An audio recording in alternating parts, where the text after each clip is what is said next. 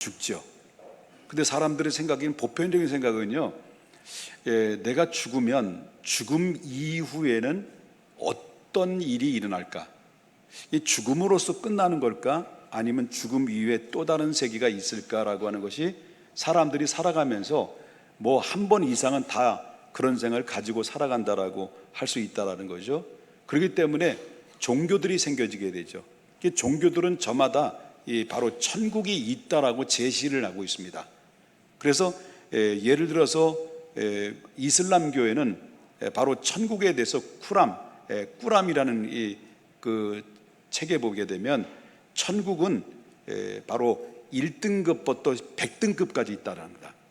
그래서 1등급은 가장 세게 상급을 받고 100등급은 저 밑에 줄을 서가지고 제대로 상급도 못 받는 이렇게 등급이 정해져 있다라고 말합니다. 그리고 불교의 세계는 극락왕생이 있다고 합니다. 도교에서는요, 여러분 신선도에 의하면요, 도교에는 정자나무 아래 바둑을 둔다는 거예요. 그리고 또한 낮잠을 자는 사람이 있을 것이고 거기에 차를 끓이는 청년도 있다는 거죠. 사실상 얼마나 따분할까요? 도교는 아닌 것 같아요. 그런데 여러분 잘 알다시피 우리 기독교에서는요, 마치 천국을 뭘로 얘기하냐면 잔치집과 같다.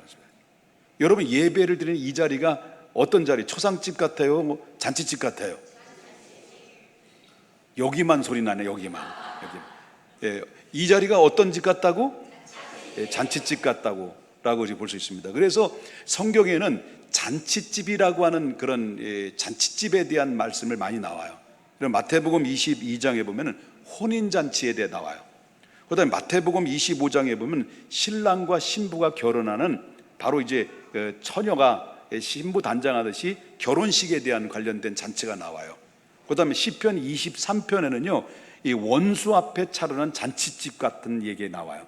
그 다음에 요한계시록에 나오는 말씀을 보게 되면 어린 양의 혼인잔치가 있다고 해요.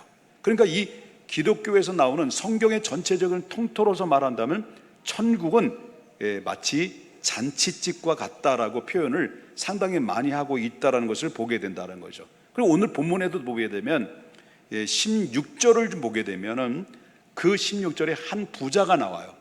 한 부자가 뭘 준비하냐면 아주 큰 잔치를 준비했다는 거예요. 이게 주일학교 버전이에요. 여기 아이들이 있어서 큰 잔치를 준비해 놨어요. 그리고 종을 불러요. 와라, 일로 와라. 예, 마님. 아니, 마님이 아니지. 왜 주인님? 너는 가서 내가 알고 있는 사람들마다 다 집집마다 찾아가서 나의 잔치집에 초청을 해서 그들을 데려와라. 이렇게 초청장을 들고 주인은 예, 알겠습니다 하고 이제 종의 말을 듣고 이제 찾아갑니다.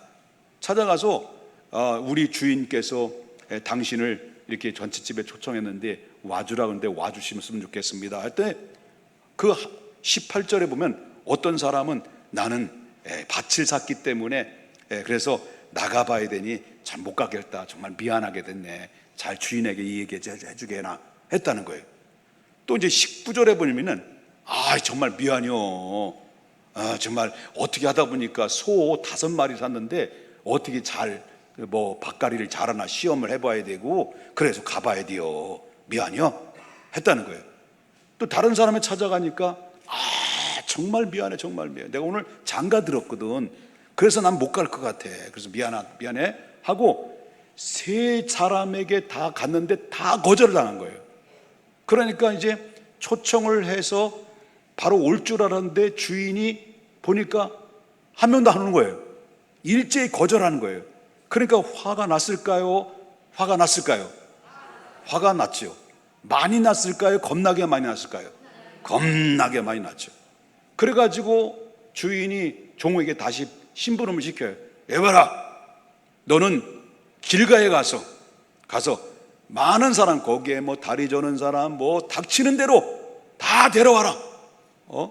악한 자나 선한 자나 다 데려와라.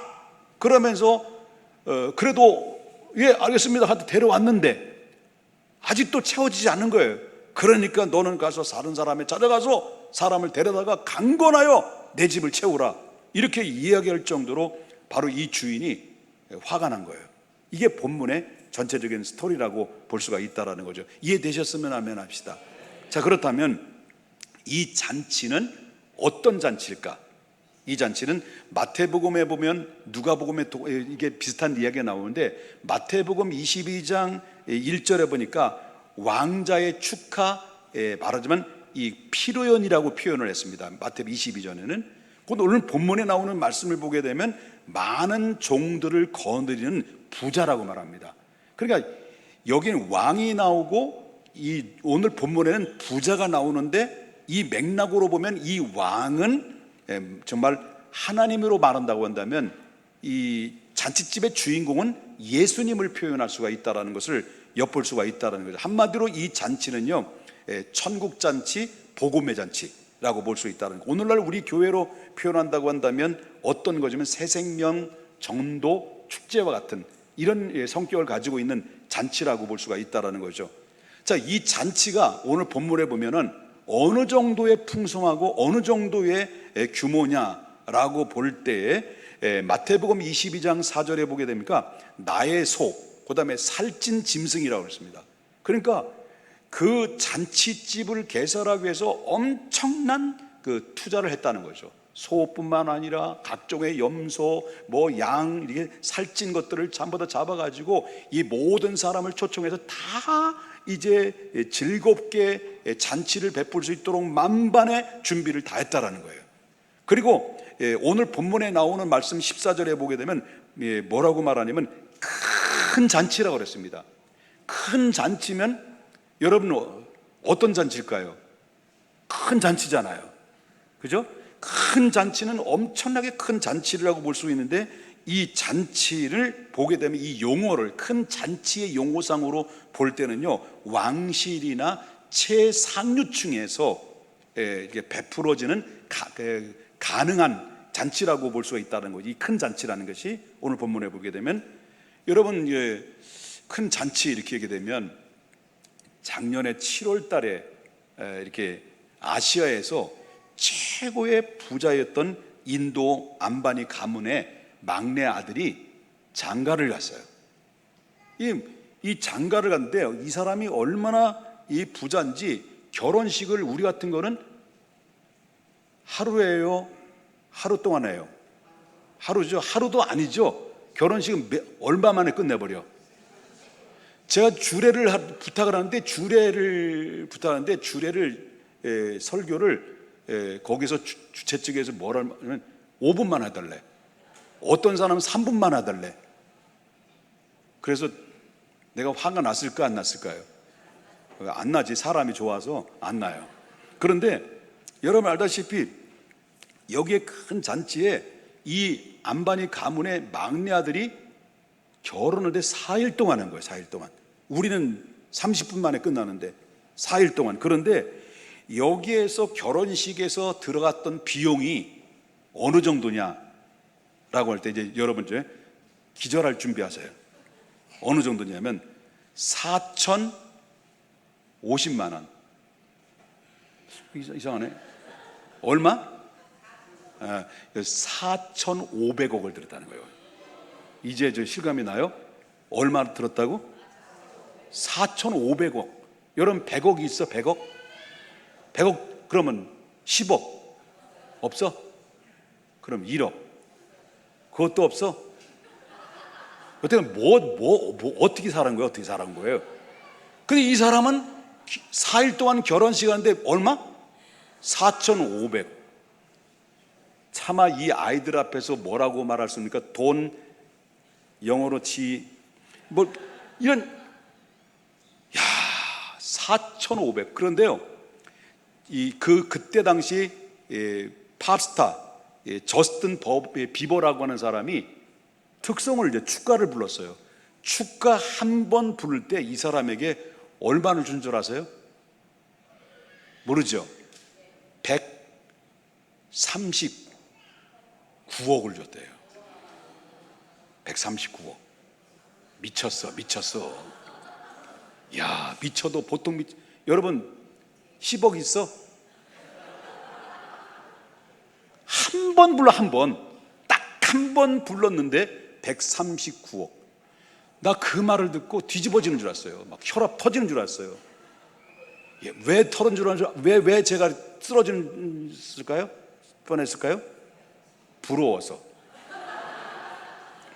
야, 139억. 자, 제가 왜 이런 말을 하냐면요, 이렇게 찬란한 4,500억을 들여서 한 번 특성을 때 139억을 주면서 4일 동안 결혼식을 하는 이 결혼식은 딱 한 번이죠. 그런데요, 하나님께서 예배해 놓으신 천국은요, 한 번으로 끝나는 게 아니라는 거예요. 영원한 천국의 잔치라는 것을 믿으셔야 된다는 거예요. 믿습니까? 그 영원한 하나님 나라의 천국 잔치는요, 눈물이 없는 것이에요. 요한계시록의 21장에 보면 눈물이 없는 곳이라고 했어요. 여기에는 고통이 없어요.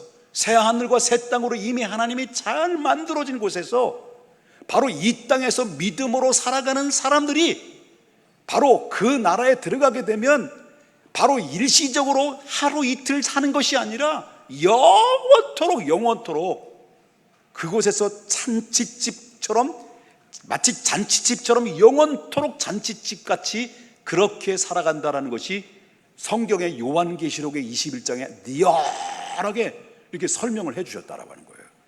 우리가 들어가야 될 곳이 바로 그거라는 것을 성경에서 말해주고 있다는 거예요. 그런데 여기에 누가 초청받느냐, 여기에 누가 초청받느냐면 첫째로는 선택받은 유대인들이라는 거예요. 오늘 본문에 보면 예수님이 말씀하시고자 하는 것은 선택받은 유대인들인데, 그런데 이 선택받은 유대인들에 가서 초청을 했는데 각자가 어떻게 합니까? 이 초청에 대해서 어떤 반응을 보였느냐면 여러 가지 이유로 말미암아 결국은 거절을 합니다. 거절할 뿐만 아니라 심부름 많은 이 종들을 핍박하고 때리고 구속하고 결국은 하나밖에 없는 주인의 독자 아들까지 보냈는데 그 아들까지 죽여버렸어요. 그분이 누구예요? 예수 그리스도란 말이에요. 유대인들에게 보내줬지만, 유대인들에게 천국의 잔치에 초청을 해서 보내줬지만은 그 독생자 아들까지 죽인 사람이 누구냐면 유대인들이라는 거예요. 선택받은 유대인들이. 그러니까 주인이 화가 난 거예요. 그래서 두 번째로 다시 종을 불러서 보냅니다. 초청을 또 와요. 이번엔 누구에게냐면 마태복음 22장 10절에 보니까 바로 여봐라, 너는 가서 악한 자나 선한 자나 만나는 대로 어떻게 하는 거예요? 모두 데려오너라. 알겠느냐? Yes sir 하고 이 종들이 그 말씀을 듣고 나가서 데려왔다는 거예요. 그리고 누가 보면 오늘 본문에 보면은요, 14장 21절에 중반절에 집주인이 어떻다는 거예요? 노했다는 거예요. 그러면서 종을 또 보라. 여봐라, 너희는 가서 빨리 시내 거리의 골목으로 가서 가난한 자들과 몸이 불편한 자들과 맹인들과 그리고 어떤 자들이든지 다 데려와라. 그때 종들이 어떻게 했을까요? Yes sir 했단 말이에요. 쳐다보지도 않네. 그래, 두 번째 초청받아서 이 사람들이 한 사람은 절룩거리고 한 사람은 안 보이고 이렇게 해서 이렇게 왔단 말이에요. 와서 이 사람이 이 첫 번째 초청받은 사람을 대신해서 누가 복을 받은 거예요? 두 번째 초청받은 사람이 그 대신 복이 터져버린 거죠. 그 두 번째 초청받은 사람이 어떤 사람들일까요? 바로 이방인들이라는 거예요. 바로 저와 여러분이 거기에 해당되는 사람이라고 하는 것을 믿으셔야 될 줄 믿는 거예요. 그래서 우리는 이방인이었다라는 거예요. 이스라엘 밖의 사람이에요. 그래서 과거에는 우리는 어떤 존재냐라고 할 때 바울 사도는 뭐라고 표현을 하냐면 에베소서 2장 12절부터 13절을 보겠습니다. 바로 이제 지난번에 우리 육동준 목사님이 설교한 내용 중 중복이 되는 내용입니다만은 우린 과거에 어떤 사람이었습니까? 12절에 보니까 그때 너희는 그리스도에 어디 있었던 사람이에요? 밖에 있었던 사람. 그리고 이스라엘 나라의 밖에 사람이라. 좀 제가 얘기하면 좀 박자 좀. 자, 보겠습니다. 너희는 그리스도 아니지 죄송. 자, 다시 그때 너희는 이스라엘 나라의 약속의 언약에 대해서는 세상에 소망이 없고 하나님도 없는 자였다, 우리가. 근데 이제는 어떻다는 거예요? 첫 번째, 이스라엘이 하나님의 초청에 거절하니까 그 복이 이방인들에 나와서 이제는 우리 어떤 사람이 됐다는 거예요. 13절, 이제는 전에 멀리 있던 너희가 그리스도 안에서 그리스도의 피로 가까워졌느니라 그랬습니다. 그래서 우리가 은혜를 받은 거예요. 이것이 복음의 보편성이고 은혜의 상징성이라는 거예요. 이것을 복음의 놀라운 은혜라는 것을 보게 됩니다. 그래서 우리는 할 말이 없는 거예요. 왜? 우리가 구원받은 것은 행위로 구원받은 것도 아니고 또 어떤 특권을 의해서 구원받은 것이 아니라 모든 것이 은혜. 내가 왜 이래? 네. 은혜, 한없는 은혜, 내 삶에 당연한 것 하나도 없었던 것은 모든 것이 은혜였소. 자격 없는 나에게 우리에게 초청해 주셔서 우리가 구원받은 것이 전부 다 하나님의 은혜였음을 믿으셔야 될 줄 믿는 거예요. 여러분, 초청을 거절한 자들의 이유가 분명히 있을 거 아니에요. 왜 초청했는데 그들은 거절했을까? 그 거절을 하게 되면 그 거절에 대한 결과도 있었을까 없을까요? 있죠. 분명히 주인은 목적을 가지고 초청했단 말이에요. 근데 그 초청을 받은 자들이 거절했단 말이에요. 왜 거절했을까? 자신의 소유와 그 다음에 사업, 가정, 결혼, 이 일상적인 이유 때문에 사람들은 거절했지만은, 그러나 마태복음 22장 3절에 보니까 초청받은 저들이 뭐랍니까? 오기를 싫어했다는 거예요. 우리가 태신자에게 찾아가서 우리 교회 한번 와보세요, 6월 22일입니다, 그때 한번 와보시면 여기 초청에 대해서 거절할 사람이 있을까요? 없을까요? 거절할 사람도 있었을 거예요. 또 초청에 응할 사람도 있을 거라는 거예요. 그런데 여기에 나오는 본문에 보면 저들은 일제히 오기를 싫어했다는 거죠. 오늘 본문에 보게 되면 바로 일치하게 전부 다 사양했다는 거예요. 자, 주인의 초청을 거절한 사람들의 결국은 어떻게 되느냐? 할 때 마태복음 22장 7절에 보니까 임금이 노했다는 거예요. 임금이 노해서 뭘 보냈다는 거예요? 군대를 보냈다는 거예요. 군대를 보내가지고 그 살인자들을 진멸하고 그 동네를 완전히 불사질렀다는 거예요. 초토화시켜버렸다는 거예요. 기회를 줬으나 저들이 이런저런 이유를 대면서 사양함으로 말미암아 거기에 그 사양에 대한 거절에 대한 책임을 그들에게 묻었다는 거예요. 이게 바로 하나님의 진노라는 것을 우리가 볼 수 있다는 것을 보게 되고요. 오늘 본문엔 또 어떻게 표현합니까? 주인이 노하여 다른 사람을 대신해서 데려오라고 말했습니다. 그들은 기회가 없었어요. 그래서 여러분, 마태복음에 나오는 말씀을 보게 되면 왕으로 표현했고, 오늘 본문에 나오는 말씀을 보게 되면 주인으로 표현합니다. 이건 왕이나 주인이나 똑같이 바로 공동적인 특징은 바로 뭐냐면 노했다는 거예요. 분노했다는 거예요. 자기가 초청했는데 이 자리는 영원한 자리인데, 이 자리는 바로 생명의 자리인데, 이 자리는 바로 축복의 자리인데, 이 자리는 자기를 위해서, 그들을 위해서 마련한 모든 정말 만들어낸 이 축복의 자리인데 거절을 당했을 때 주인의 입장에 볼 때는 노할 수밖에 없었다는 거예요. 그래서 여러분, 하나님 화를 자주 내시는 분이 아니에요. 그런데 일단 한번 진노하시면 하나님은 너무 무서운 거예요. 그래서 하나님은 속성이 있는데 신학적으로 볼 때는 공유적 속성, 비공유적 속성이 있어요. 그런데 이 보편적으로 볼 때 하나님이 두 가지로 말한다면, 속성 중에서 하나님은 공의의 속성이 있고 또 한편은 사랑의 속성이 있어요. 하나님은 무한정의 사랑이 있어요. 그런데 무한정의 사랑만 있는 것이 아니라 하나님께서는 반드시 또 공의의 심판도 있다는 거죠. 그런데 여기 성경에 나오는 말씀을 좀 이제 보게 되면 하나님은 화를 내지 않아요. 근데 일단 화가 내시면 무서워요. 이 하나님의 진노는 감정적인 분노가 아니에요. 하나님의 진노는 그는 인내와 자비에서 끝에 이뤄지는 것이기 때문에 그건 거룩한 진노라는 것을 볼 수가 있다는 것인데, 여러분 예를 들어서 소돔과 고모라예요. 소돔과 고모라는 명령을 내렸어요. 경고를 내렸어요. 안 들었어요. 끝까지 안 들었어요.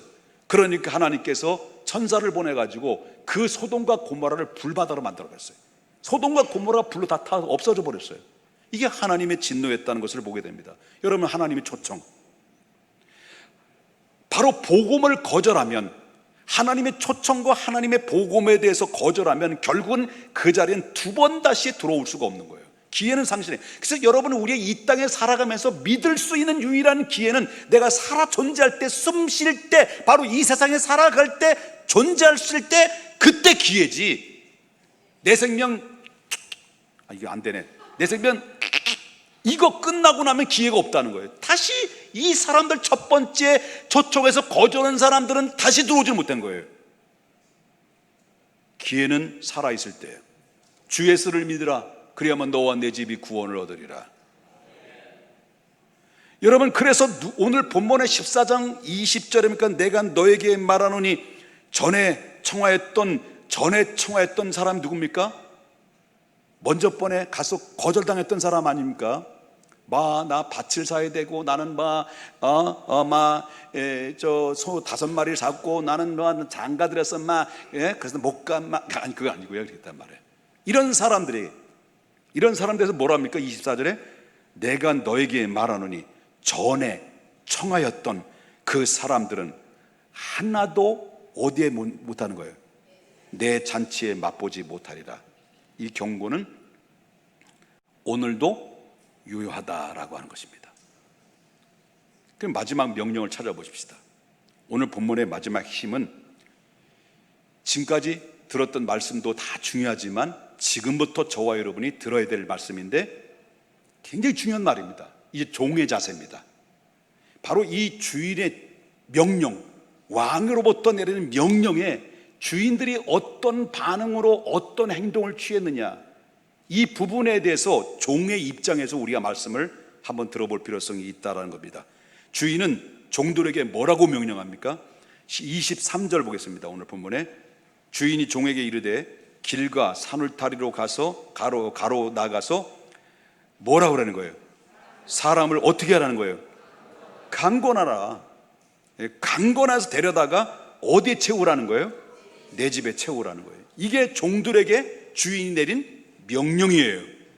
성난 주인의 명령은 빈자리를 채우라는 거예요.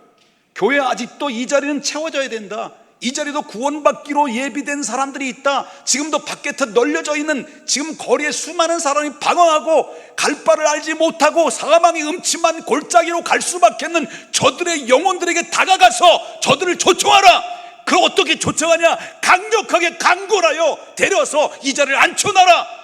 복음을 듣고 저들이 예수 그리스도를 믿어서 영원한 생명을 얻게 될 것이다 라고 하는 것인데, 이 명령을 이 종들이 받았고 그 종들은 그 말씀에 따라서 나가야 되는 사명이 있는데, 바로 그 나가야 될 사명자가 바로 6월 22일 날을 위한 저와 여러분이라는 것을 믿으셔야 될 줄 믿는 거예요. 성난주의는 이 빈자리를 채우라고 말합니다. 이 빈자리를 채워야 될 이 명령은 바로 어떤 명령입니까? 전도요. 그것이 선교의 명령이에요. 교회는 전도해야 되는 거예요.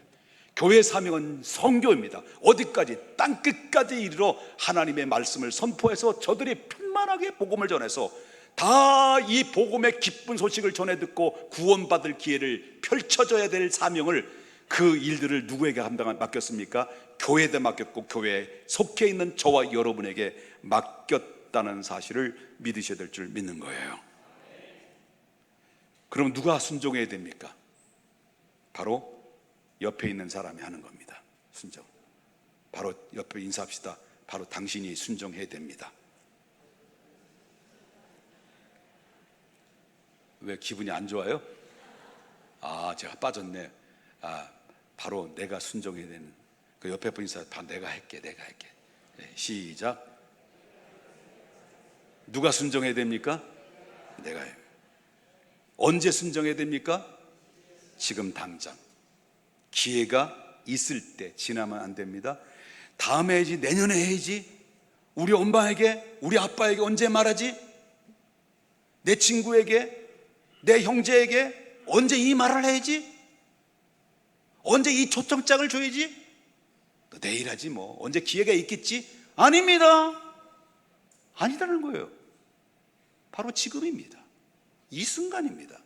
기회 놓치면 그들에게는 다시 돌아올 기회가 없을 수도 있다는 것을 명심해야 된다는 거예요.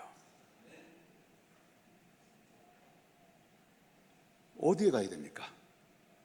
가야 될 것이 많습니다. 내 삶의 자리에는 초청장을 들고 가야 될 대상자는 가정에도 있습니다. 가정에 집을 나간 탕자가 있어요. 돌아오지 않는 탕자가 있습니다. 아버지의 심정을 가지고 그들에게 다가가야 되고 그들을 품어줘야 됩니다. 일터에도 있습니다. 바로 학교에도 있습니다. 사회에도 있습니다.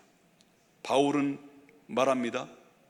뭐라고 말하냐면 디모데후서 4장 1절, 4장 2절에 때를 얻든지 못 얻든지 복음을 전하라고 말합니다. 전도는 선택이 아니라 선택의 의지 이전에 바로 주님의 명령에 순종에 달려 있다는 것을 보게 된다는 거죠. 결론입니다. 이제 새생명 축제에 초청을 하신 분은 누구냐고 말한다면 바로 하나님이시다라는 거죠. 우리는 새생명 전도 축제의 초청자로서 초청해야 될 그 부름받은 사명자로 저와 여러분이 이 자리에 섰습니다. 주님은 6월 22일 날 우리 교회에 큰 잔치를 개설을 해놓고 우리에게 말합니다. 저와 여러분에게 말합니다. 사람을 강권하여 데려다가 내 집을 채워라. 이거는 어명입니다. 선택이 아닙니다. 오늘날 이 시대에 저와 여러분이 누군가로부터, 저도 여러분들도 나에게 다가온 사람이 있었습니다. 나를 위해서 기도해 준 사람이 있었습니다. 나를 위해서 인내로서 참아준 사람이 있었습니다. 나를 위해서 눈물로 기도해 준 사람이 있었습니다. 그러므로 말미암아 내가 이 자리에 왔었고, 그러므로 말미암아 내가 그 말씀을 들었고, 생명의 복음의 말씀을 듣고 하나님을 알아가게 됐고, 내가 이 세상에 살아가는 삶의 이유와 목적을 분명히 알게 됐고, 예수님을 인격적으로 받아들여서 주님을 영접해서 하나님의 백성으로, 하나님 나라의 백성으로 당당하게 살아가게 됐던 이면에는 내가 예수 믿기 이전에 누군가가 나에게 찾아와서 손을 내밀어 주셨고 그 초청장을 내밀어 줘서 나와 함께 가자, 나의 사랑, 나의 어여쁜 자야, 나와 함께 가자라는 손을 내밀어주고 눈물을 흘려주고 나를 품어주고 나를 사랑해주고 나에게 다가오셨던 그 사람이 있었기에 내가 오늘 예수를 믿게 됐고, 나는 주의 종이 됐고, 나는 목사가 됐습니다. 여러분들은 하나님의 백성들이 됐습니다.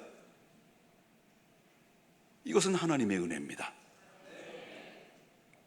그러므로 사람을 강간에 데려다가 내 집을 채우라는 것은, 이거는 하나님의 거룩한 부담을 가지고 우리가 지켜야 되고 그 일에 순종하지 않으면 안 되는 것입니다.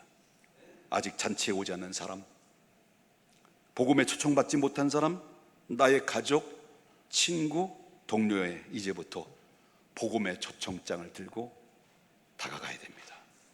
그리고 손 내밀어야 됩니다. 그리고 베풀어야 됩니다. 예수님의 심장 가지고, 예수님의 마음을 가지고 그들을 향해서 불쌍히 여기고 긍휼히 여기는 마음으로 그 한 사람의 영혼을 끌어안고 기도하면서 다가가야 되는 사명을 바로 하나님의 주인이 종에게 명령했던 것처럼, 왕이 그 종에게 명령한 것처럼 우린 지금 그 명령을 받들어 섬겨야 될 때가 바로 내일이 아니라 지금 이 순간임을 믿으셔야 될 줄 믿는 거예요.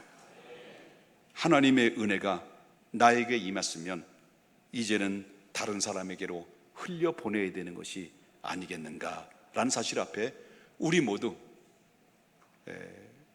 하나님이 그 어마어마한 축복의 천국의 잔치를 차려놓고 여러분들을 보내서 데려와라, 강건하여 내 집을 채우라는 이 명령 앞에 하나님 앞에 명령이 떨어졌지만 모두가 침묵을 지키고 외면한다면 22일 날은 어쩌면 이 자리가 채워지지 않고 바로 하나님의 아픈 심정을 가지고 책망의 말씀을 들을 수도 있지 않겠는가라는 그 하나님의 거룩한 부담을 가지고 다시 한번 재도전을 받아서 여러분 약해진 마음, 강하고 담대한 마음으로 가라, 내가 너와 함께하노라, 세상 끝날까지 너와 함께하리라는 주님의 말씀 따라 우리 모두 순종하여서 내 생애 최고의 잊을 수 없는 축복의 날이 될 수 있기를 예수님의 이름으로 축복합니다.